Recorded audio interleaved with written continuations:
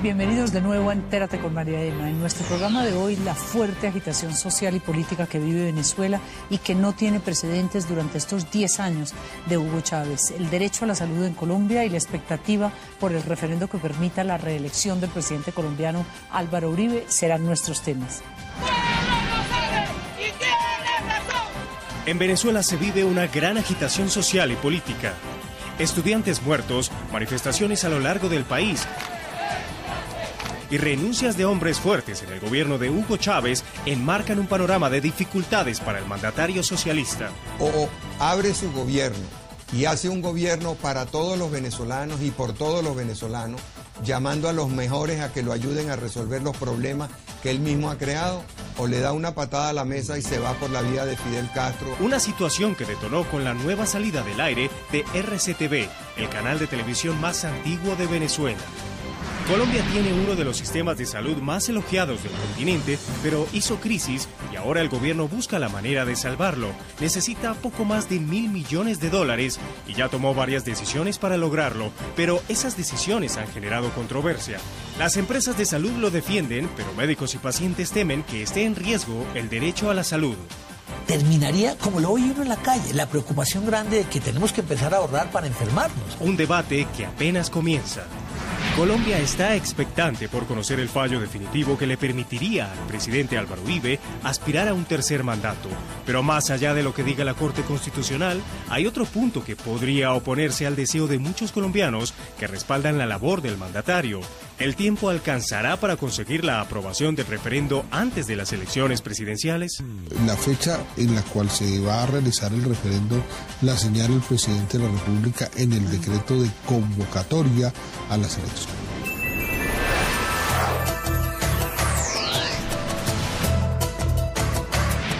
Venezuela está en medio de una gran agitación social y política. Esta semana, por lo menos 2 estudiantes opositores murieron durante manifestaciones en todo el país contra el gobierno, luego de que el presidente Hugo Chávez sacara del aire al canal RCTV, el más antiguo de Venezuela, y a más de 6 del servicio de televisión por cable. El argumento que utilizó el gobierno es que no cumplió las normas ni las leyes venezolanas, y así lo justificó también el presidente Chávez. Llamamos a todas las empresas, todas, cuya señal entran a Venezuela, europeas, norteamericanas, latinoamericanas, todas. Y casi todas, el 95%, 98%, asistieron reconociendo la autoridad de un gobierno, una ley, entregaron recaudos, hicieron ajustes en alguna programación para ser reconocidas como canales internacionales con derecho, ¿no?, a que el pueblo venezolano, disfrute de su programación. Pero hay algunos canales que no lo hicieron, pues, y algunos, especialmente uno, dice que no lo va a hacer. Y además transmite desde aquí a 1 kilómetro de aquí, está transmitiendo. Y entonces dice que no lo va a hacer, que no reconoce las leyes venezolanas. Bueno, ¿y qué quiere que hagamos nosotros? A esto se sumó la renuncia inesperada del vicepresidente y ministro de Defensa, la de la ministra de Ambiente, su esposa, y como si fuera poco, la del presidente del Banco de Venezuela, y todos los cortes en agua, en el suministro de energía. Y para hablar de lo que está pasando, estamos precisamente en contacto con Marcel Graniel, el presidente de este canal que lamentablemente una vez más tuvo que salir del aire. Es el segundo. Gracias, Marcel, por acompañarnos desde Caracas. ¿Y usted se esperó en algún momento esta reacción tan fuerte de los estudiantes y tan masiva en contra de esta medida del presidente? Mire, la reacción de los estudiantes no sorprende porque ellos están en la calle desde que nos cerraron el 27 de mayo del año 2007. Y a esto se suma la pésima situación económica y social que vive el país, la inseguridad. De manera que yo puedo decir que sí esperábamos una reacción. Lo que no esperábamos era la respuesta tan brutal del gobierno, el uso desproporcionado de la violencia, el caerle a culatazos a los muchachos por una protesta más bien humorística, el meterlos presos, el amenazarlos. que es lo mismo que estamos viendo con las empresas de cable que nos transmiten, que fueron amenazadas y sin ninguna orden judicial ni ningún procedimiento nos sacaron del aire por el terror que les inspira el régimen. Cuando por primera vez le cerraron la señal abierta a Venezuela, usted utilizó el cable. ¿Se pueden utilizar los Twitter, los Facebook, otros mecanismos de comunicación? ¿Usted ha pensado en eso? Desafiando un poquito a Chávez. Sí lo hemos pensado, pero en Venezuela, al igual que en Irán y en China, el gobierno tiene tecnología y controla la Compañía Nacional de Teléfonos de Venezuela, que es la empresa más grande de telecomunicaciones en el país. De manera que ellos pueden reducir el ancho de banda en cualquier momento o pueden crear confusión a través de mensajes confusos y de contrainformación. ¿Usted estaría dispuesto a cumplir con eso que el gobierno dice que usted no cumplió precisamente y agachar un poquito la cabeza en aras a que salga la señal y se vea? ¿Qué es más importante, que salga y se vea o que usted de alguna forma se cierre y lo acallen? Mire, lo más importante es que salga y se vea, y eso es lo que yo he dicho y lo que estoy dispuesto a cumplir. El problema es que nosotros estamos cumpliendo todas las normas. El gobierno no ha sido capaz de presentar ninguna prueba ni ninguna decisión judicial firme que demuestre que nosotros hemos incumplido. Entonces se trata de la palabra del gobierno frente a los hechos reales del cumplimiento de RCTV Internacional. ¿Cuál es la situación actual real? Uno desde fuera le da la impresión que el presidente está llegando como a un punto de quiebre. Tal vez eso ha ocurrido en otras oportunidades, pero ahora se junta todo. Esta crisis tan profunda, esta desinstitucionalización, esta falta de gobierno, ¿es ese punto de quiebre para que la oposición triunfe o por lo menos llegue al Congreso? Mire, yo creo que es un punto de quiebre. Definitivamente el gobierno vive una crisis política, ha sido incapaz de conseguir ningún colaborador distinto al equipo de siempre. Por eso vemos funcionarios que tienen 2, 3 y hasta 4 cargos y se rotan en esos cargos a pesar de los fracasos que tienen. Venezuela vive una crisis de electricidad como nunca en su vida, Venezuela vive una crisis de agua como nunca en su vida y la crisis petrolera viene acelerándose. Es muy factible que pronto tengamos escasez de gasolina y una Venezuela. Exportación muy mermada. ¿Y usted cree que todavía sea posible? Dijéramos, el presidente empieza a dar algunas señales de esa reflexión que le están transmitiendo los venezolanos.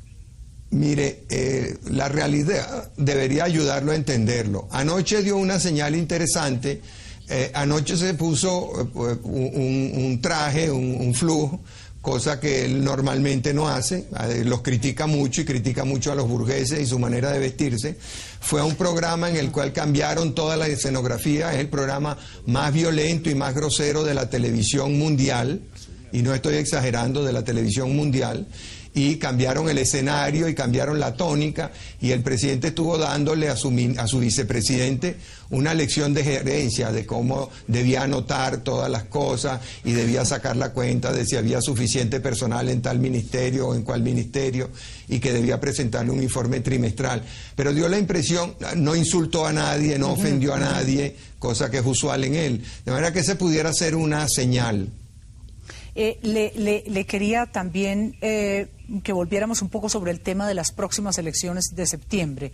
¿Cree usted que ganará escaños y que por fin se unirá la oposición que no se veía claramente que pudiera estar toda alrededor de esa causa de ganar nuevamente el poder en el Congreso?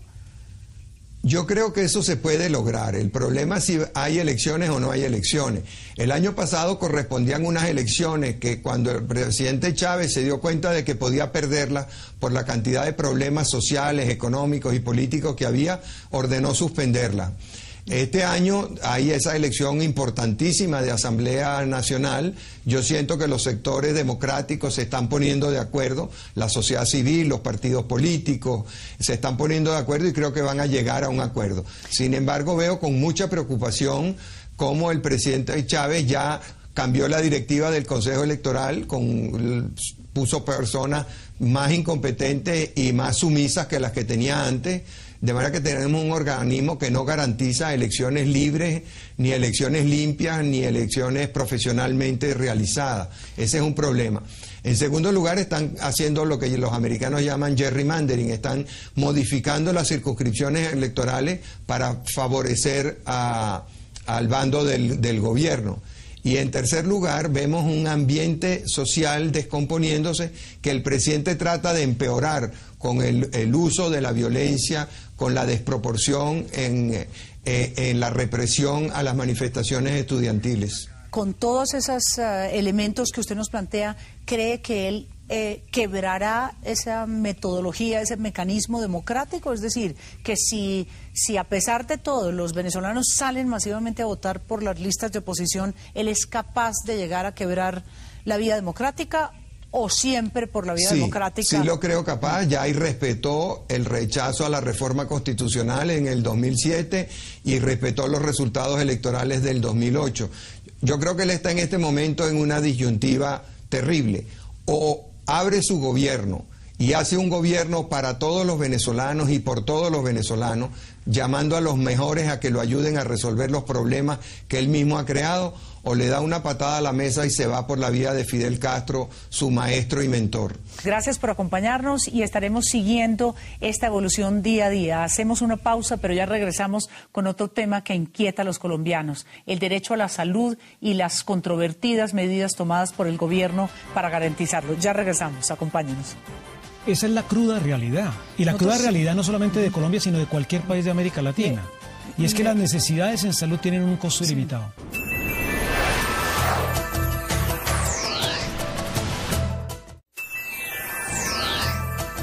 El sistema de salud de Colombia fue motivo de ejemplo y de muchos elogios, inclusive por la Organización Panamericana de la Salud, pero está hoy en crisis. Se requieren 2.2 billones de pesos, un poco más de 1.000 millones de dólares, y para salvarlo y garantizar el servicio a los colombianos, el gobierno dictó una serie de medidas, de hecho 15 decretos, que consideraba como una posible solución, pero ha sido criticado duramente por varios sectores, entre ellos el de los médicos. Y para debatir este tema están con nosotros Juan Manuel Díaz Granados, presidente de ASEMI, que es como la representante de los organismos que agrupa las empresas de salud y quienes resultarían aparentemente más beneficiados con la medida, y Rodrigo Córdoba, de la Asociación Colombiana de Sociedades Científicas y uno de los fuertes críticos a estas medidas. El sistema de salud en Colombia, podríamos decir, ¿por qué llegó a esta crisis, Rodrigo, desde la perspectiva de los médicos?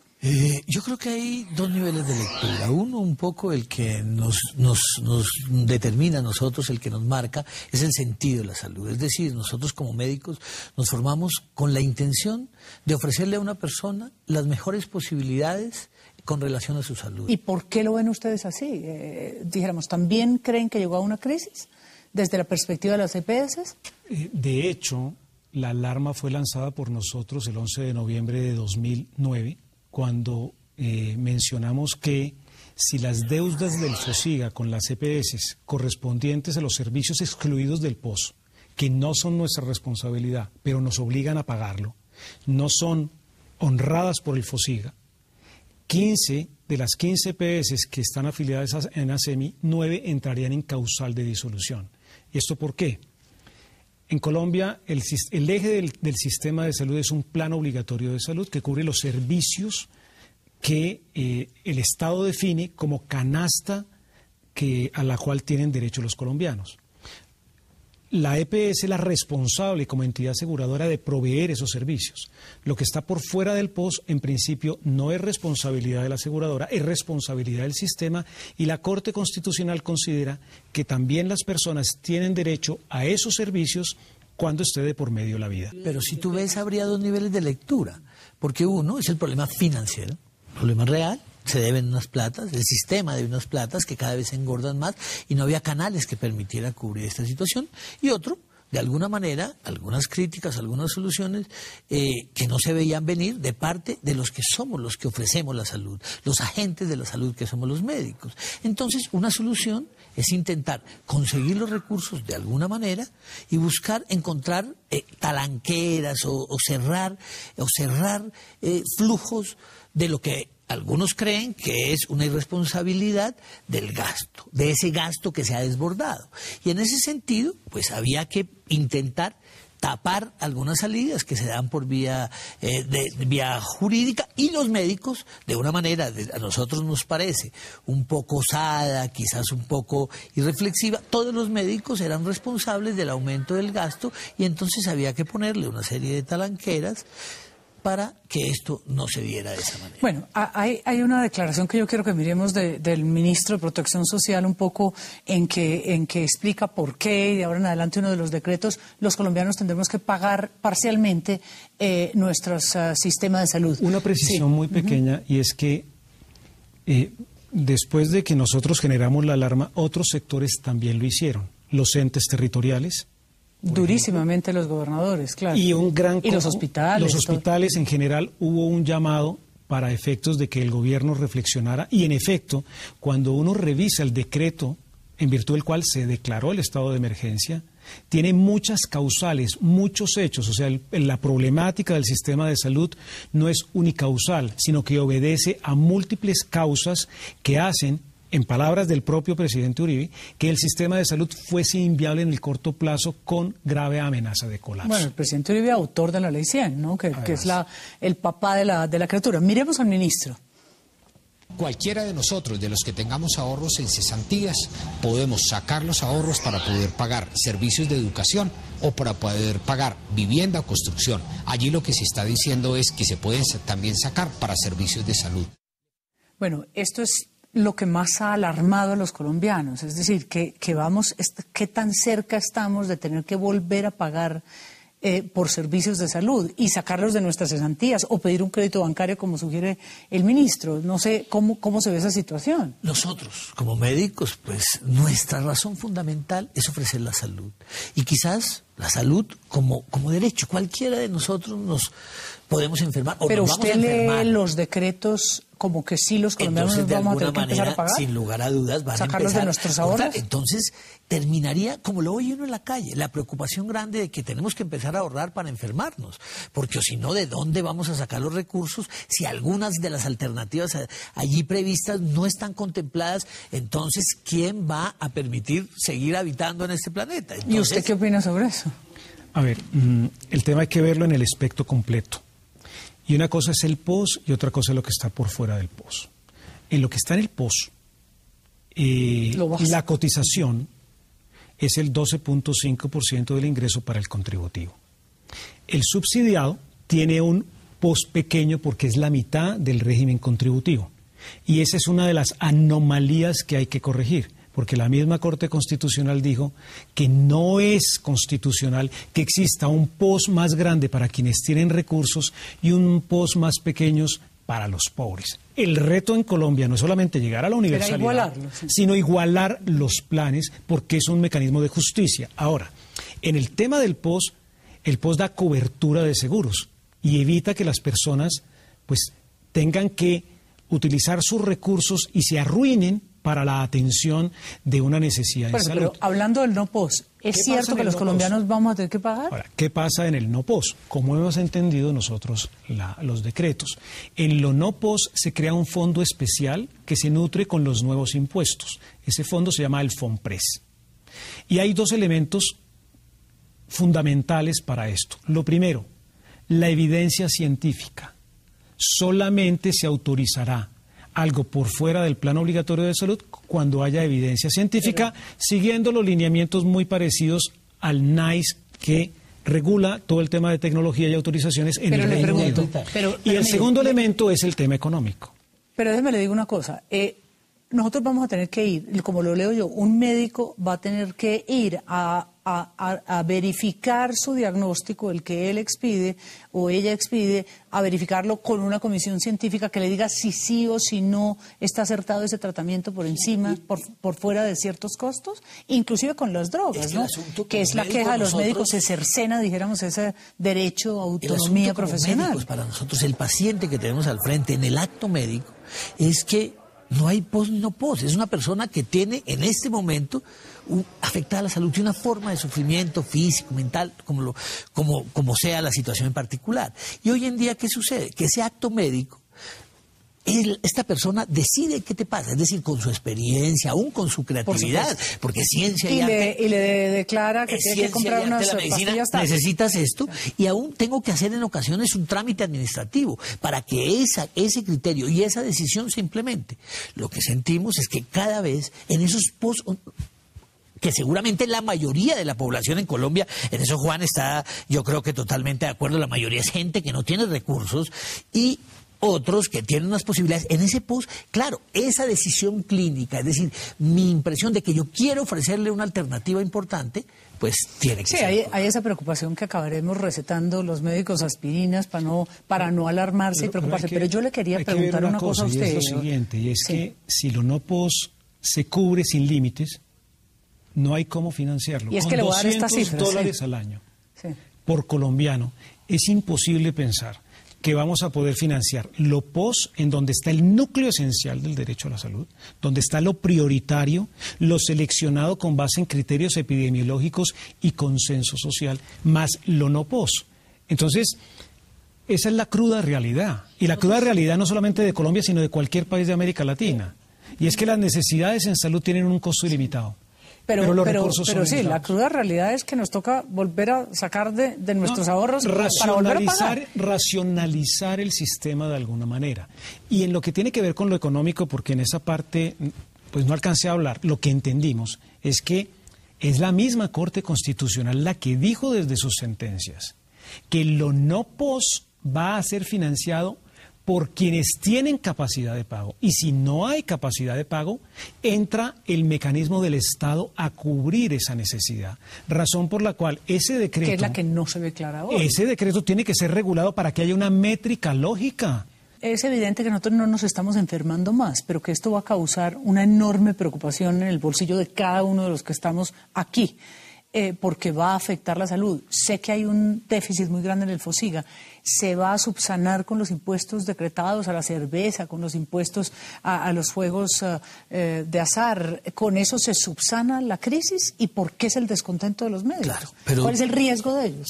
Tres cosas en ese sentido, María Emma. Lo primero es que, claro, desde hace mucho tiempo nos preocupaba que la salud terminó siendo, tuvieron que ejercerla los jueces. Es decir, los jueces eran los que terminaban determinando si esta persona requería lo que el médico le decía o no, para que cumpliera el trámite que debería darse. Entonces, claro, sin ninguna duda, el acto médico pues era respetado a partir de ese trámite administrativo. No nos parece que sea esto lo más conveniente, sin lugar a dudas, pero definitivamente tendremos que revisar cuáles son las posibilidades, porque si se empieza a desbordar, es que la medicina ha evolucionado. Lamentablemente el plan obligatorio de salud todavía sigue siendo arcaico, no ha habido la audacia ni la posibilidad de transformarlo de manera importante, y entonces yo sí tengo que decirte con mucho conocimiento, es que esto no puede ser como lo ven algunos, que es que los médicos se buscan los procedimientos. Seguramente hay excepciones, hay médicos que seguramente han actuado con irresponsabilidad, pero es la excepción. Lo que seguramente es que estos procedimientos... Desde la perspectiva de ustedes, por ejemplo, como EPS,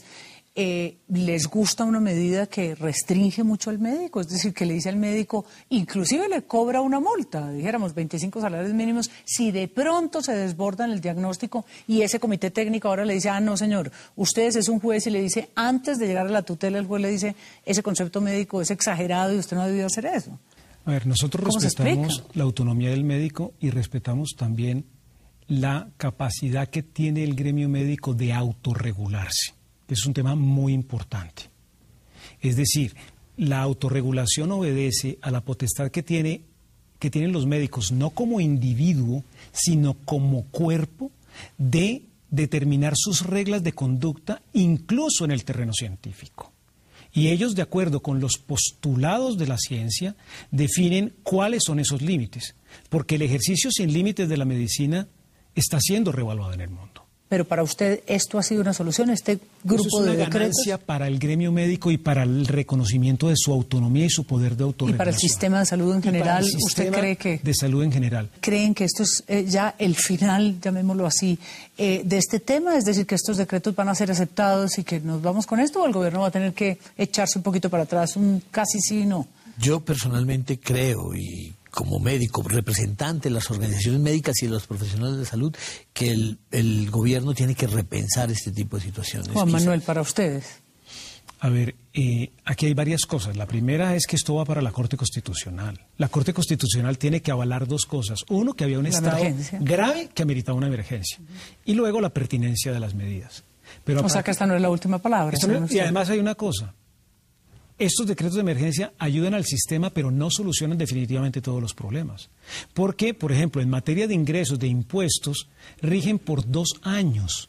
¿Qué va a pasar dentro de 2 años? Juan Manuel Díaz Granados, muchas gracias. Rodrigo Córdoba, hacemos una pausa, pero ya regresamos con un tema que también concentra la atención de nuestro continente, la expectativa que el presidente Álvaro Uribe sea de nuevo candidato. ¿Alcanzará el tiempo para que quede en firme la reforma constitucional que lo permita antes de las elecciones? Ya regresamos.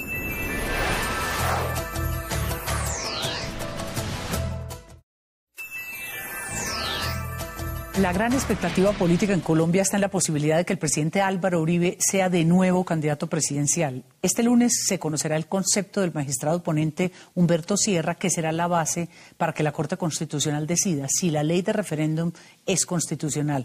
Pero en este momento, más allá de las decisiones legales o constitucionales, hay un tema que preocupa particularmente a los seguidores del presidente, y es el tiempo que hay para votar este referendo. Y si se da vía libre a la posibilidad de la candidatura del presidente Uribe. Y por eso está con nosotros el registrador nacional Carlos Ariel Sánchez. Bienvenido, registrador. ¿Y va a haber tiempo, según usted, una vez salga el fallo de la Corte, para que organice ese referendo electoral? Haciendo abstracción del referendo, los certámenes electorales tienen un marco normativo, tienen unas fases, tienen un proceso.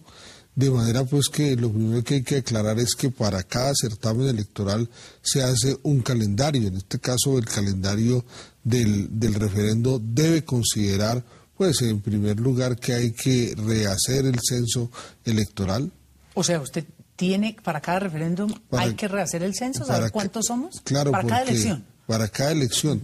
Y mucho más para un referendo, porque un referendo tiene como base un X porcentaje del censo electoral que debe alcanzarse. ¿Y cuánto tiempo necesita usted para ese censo y para organizar esas elecciones? O sea, el censo, más que todo, además del tema logístico, que sería superable, requiere unos temas de publicidad.